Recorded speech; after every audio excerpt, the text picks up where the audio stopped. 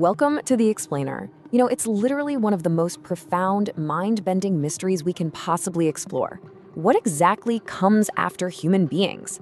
If you zoom out and look at the grand timeline of Earth, species come and go in this massive, constant cycle of adaptation. We've been here for just a blink of an eye in cosmic terms. So what's our next chapter? Today, we're going to unpack the absolute cutting-edge theories from top evolutionary biologists and futurists to see exactly where humanity is heading next.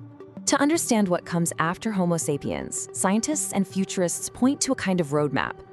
We've got four main evolutionary pathways on the menu today. First, we'll check our biological baseline. Then the cyborg era begins. After that, we'll explore evolving on alien worlds, followed by the rise of the digital mind and AI. We'll briefly touch on the slow changes in biology, and finally, look at how we design our own future. Okay, let's dive into this. Part 1. Evolution is never truly over. This is our biological baseline. So, are we the last biological humans? It's a heavy, kind of unsettling question, right? Now, there's this really common misconception that one day, a brand new species is just going to magically appear overnight to replace us, like flipping a switch from humanity 1.0 to 2.0. But honestly, that's simply not how it works. Evolution is a continuous, painstakingly slow process. We, Homo sapiens, are actually still evolving right now, literally as we speak. But here's the thing. We're currently reaching a monumental tipping point. While natural evolution is still just ticking away in the background, our next major phase isn't going to rely on that slow crawl of nature. Nope. It's going to rely way more heavily on our own inventions, our technology, and the environments we actively choose to place ourselves in. We're fundamentally shifting from being passengers on the evolution ride to the drivers. And that brings us to Section 2. The cyborg era begins. Let's talk about transhumanism. Let me introduce you to a really wild concept, Homo evolutus. This is a potential post-human population. And instead of just flesh and bone, this species is a seamless blend of biological humans and advanced machinery. We're talking about humanity actively merging with machines, integrating tech so incredibly deeply into our biology that the line between the two just completely disappears. To really grasp why this is such a game changer, you have to think about the sheer speed of change. Biological evolution is naturally driven and honestly painfully slow. It takes thousands, sometimes millions of years to show significant physical changes.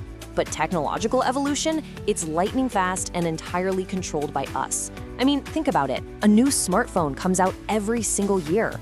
Imagine that kind of rapid iteration cycle applied to the human body. In the coming decades, this fast technological evolution is absolutely going to outpace our basic biology. And this brilliantly illustrates exactly what we're talking about.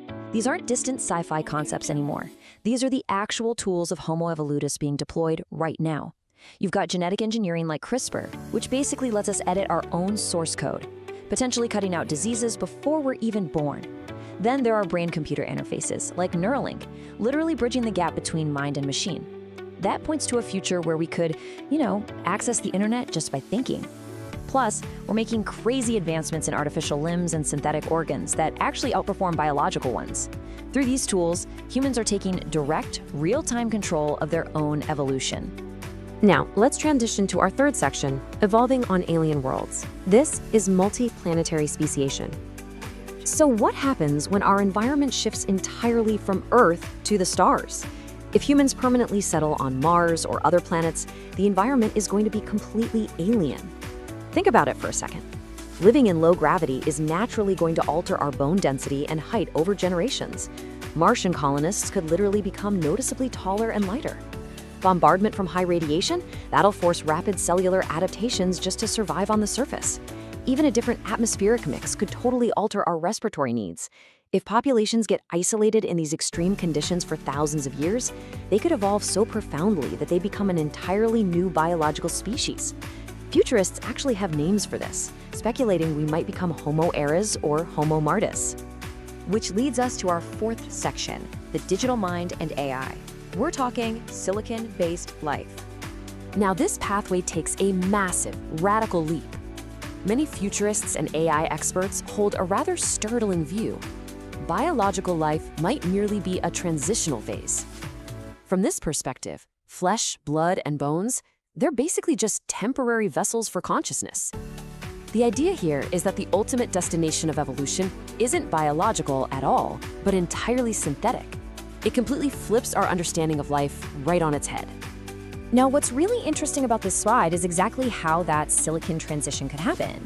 One absolute mind-bender of a possibility is uploading human consciousness entirely into digital forms. This would effectively free us from the physical decay of our biological bodies. Imagine your memories, your personality, your entire mind existing seamlessly on a server. Crazy, right? But it's a serious theory. Another avenue is the rise of advanced artificial general intelligence, or AGI. This could step up as a new synthetic species altogether, one that's vastly more intelligent than us, completely capable of upgrading its own hardware and software, and, for all intents and purposes, entirely immortal. Okay, let's take a breath and bring things back down to earth for a moment with Section 5, Slow Changes in Biology, the purely natural evolution route. It's really important to remember that natural biology is, of course, still at work. Subtle physical changes are happening in our bodies right now. For example, our jaw shape is actually altering and shrinking because of our softer modern diets. That's exactly why so many of us need to get our wisdom teeth removed.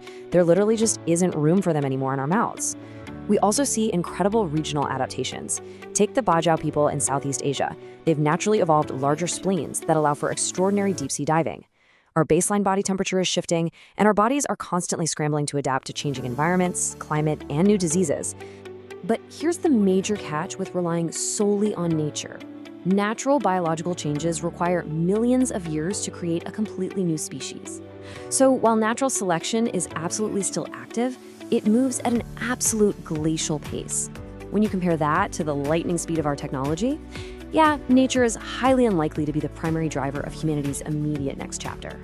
We simply aren't going to sit around and wait for biology to catch up.